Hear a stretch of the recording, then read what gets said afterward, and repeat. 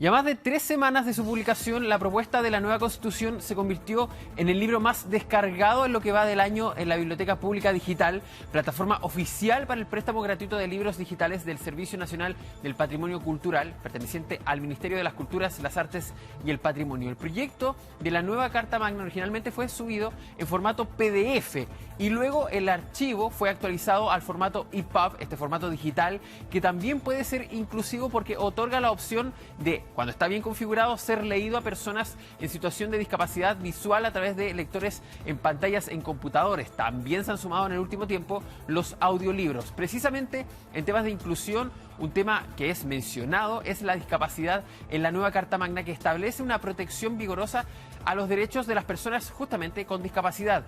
El texto propuesto incorpora una disposición específica en materia de derechos de las personas con discapacidad y junto con ello, la discapacidad también es mencionada en diversas disposiciones como aquellas que se refieren a la lengua de señas, la no discriminación, la educación, el cuidado, el debido proceso, la ciudadanía, también entre otros temas. Vamos a ahondar más sobre la inclusión en la nueva Constitución de una manera informativa también para que vayamos sabiendo cuáles son esas disposiciones. Vamos a tomar contacto con Matías Poblete, educador diferencial y también presidente de la Fundación Chilena para la Discapacidad. Matías, ¿cómo está? Bienvenido a Chilevisión Noticias. Hola Pablo, ¿qué tal? ¿Cómo estás? Un gusto de saludarte y de también saludar a las personas que nos están viendo y escuchando a esta hora de la noche. No, muchas gracias a usted por estar con nosotros. Y Matías, lo primero, consultarle qué dice la nueva Constitución, esta propuesta sobre la discapacidad y dónde está también especificado, si tiene ese detalle. Bueno, esta propuesta de Constitución es una de las que a nivel internacional más menciones hace a la discapacidad, tanto en un apartado específico como en otros que son más transversales. Lo que sí yo quisiera agregar que muchas de estas disposiciones que hoy día están en la nueva Constitución ya estaban indicadas en otras normativas. Ya en nuestro país, de acuerdo a un informe que hizo el Banco Mundial, es uno de los países que más ha avanzado en materia de inclusión, de acuerdo a un informe que hizo el Banco Mundial, ya que pone a Costa Rica, a Chile y en algunas ocasiones también a Uruguay en la posición más alta, ¿cierto?, en materia de inclusión laboral como referencia. Entonces, nosotros ya teníamos una legislación bastante avanzada en este tema. Muchas de estas disposiciones hoy día pasan a rango constitucional y el problema que uno podría quizás evidenciar acá es que si ya existían estas normativas, claro, ahora se ponen en la nueva Constitución, pero si cuando eran ley no se cumplían, ¿qué garantiza que se cumplan ahora que están en la Carta Magna? Justamente eso iba a consultarle. Están en la Carta Magna, que es la propuesta justamente que se tiene que votar el próximo 4 de septiembre, y eso a visión también de la Fundación para la Discapacidad.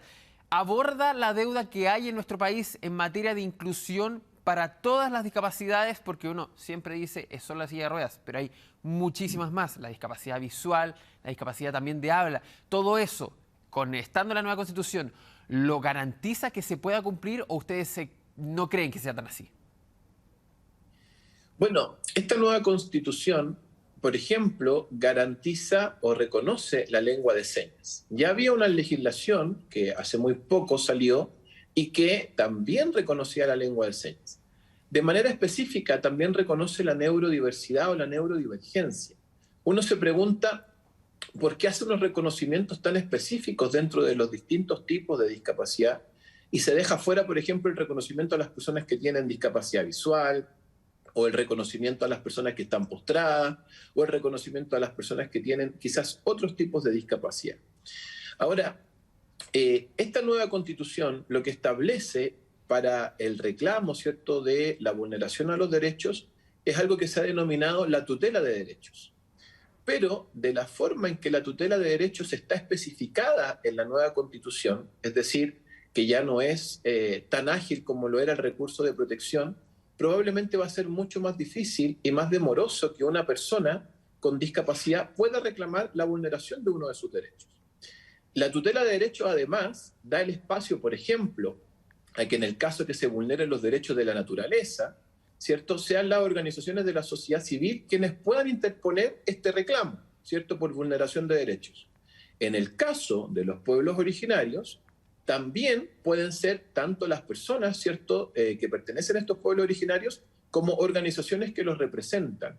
Pero en el caso de la discapacidad, no se permite que las organizaciones que representan a las personas con discapacidad puedan, ¿cierto?, reclamar alguna vulneración de derecho. Entonces, uno se pregunta por qué se hacen estas diferencias entre grupos que son excluidos, ¿cierto?, como podrían ser los grupos de las personas de los pueblos originarios, y en comparación con las personas en situación de discapacidad.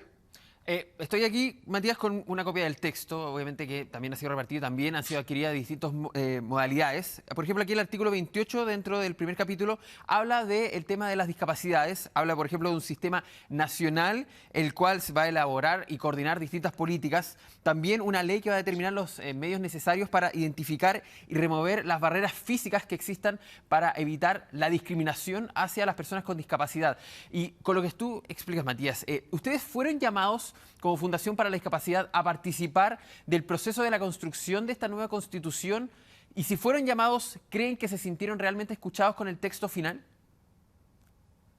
Bueno, nosotros participamos en la Comisión de Derechos Fundamentales y en nuestra página web, en la sección de estudios, hay varios trabajos que realizamos en materia de seguimiento a lo que es la Convención. Por lo tanto, hay mucho, ¿cierto?, de lo que nosotros y otras organizaciones de la sociedad civil también manifestaron. Pero aquí existen diferencias entre distintos grupos de la población. Por ejemplo, a los pueblos originarios se les dan escaños reservados y una posibilidad muy directa de poder participar en cargos de representación pública. No así a las personas que tienen discapacidad. Se deja abierto, el Estado, ¿cierto?, o las leyes se encargará de dictar alguna norma que especifique cómo es que van a tener la oportunidad de participar en el ámbito político y público las personas en situación de discapacidad. Entonces uno se vuelve a preguntar, ¿por qué se hacen diferencias? Yo particularmente no tengo nada en contra de los pueblos originarios. Yo también sé que son personas que han sufrido exclusión, que han sufrido vulneración. Son aproximadamente 1.800.000 las personas que pertenecen a los pueblos originarios. Las personas en situación de discapacidad somos más de 3 millones probablemente hoy día en nuestro país, pero comparativamente no hay un equilibrio entre ambos grupos de acuerdo a los derechos que se garantizan en esta propuesta de nueva Constitución. Ahora, Matías, estoy justamente leyendo y habla mucho de la ley.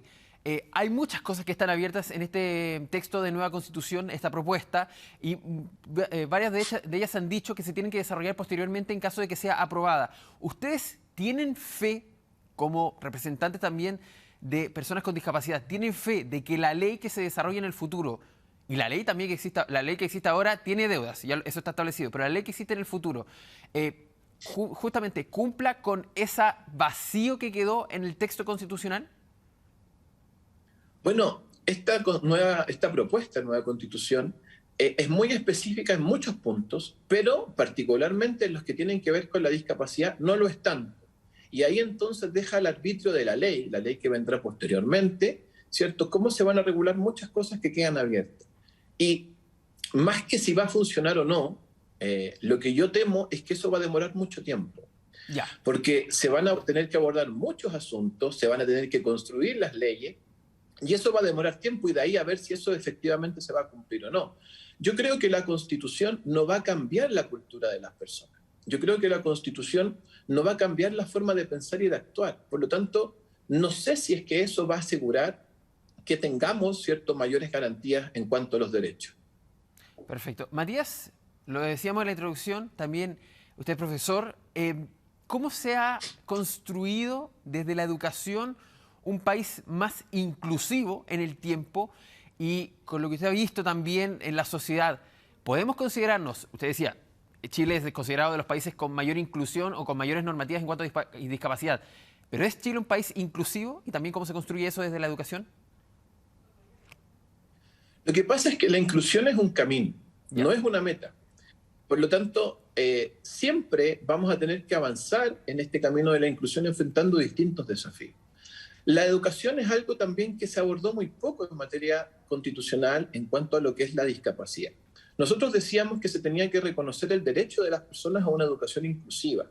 Y eso no está consagrado de manera específica hoy día en la nueva Constitución. A pesar de que tenemos hoy día, ¿cierto?, una ley de integración escolar o de inclusión educativa, donde hay un sistema, ¿cierto?, de selección que debiese ser inclusivo, eso realmente tampoco funciona. Hoy día, a pesar de que existe un sistema externo, ¿cierto? Por decirlo de alguna manera, que selecciona a los estudiantes para incorporarlos en los distintos establecimientos educacionales, finalmente igual los directores les dicen a los papás, sabe que no traiga a su hijo a esta escuela porque no estamos preparados, porque no tenemos los profesionales. Entonces, al final, igual, no existe inclusión en la educación aún. Sin embargo, hay muchas cosas que se han logrado, ¿cierto? Con los programas de integración escolar, con la implementación de distintas normativas de flexibilización Matías, curricular. Nos falta camino.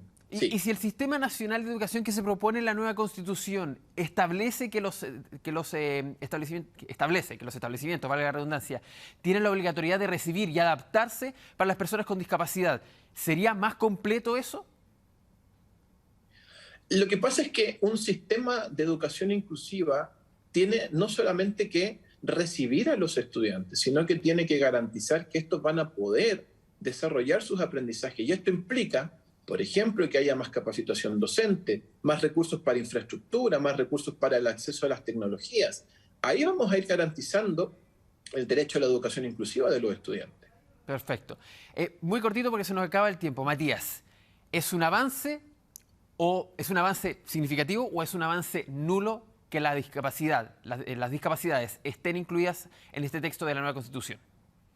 Más allá del resultado. Le da visibilidad, Perfecto. pero desde mi posición no es nada nuevo. O sea, lo más quizás relevante es que hoy día la participación de las personas en situación de discapacidad va a ser vinculante, pero todo lo que hoy día está en la nueva Constitución se podría haber hecho con una ley.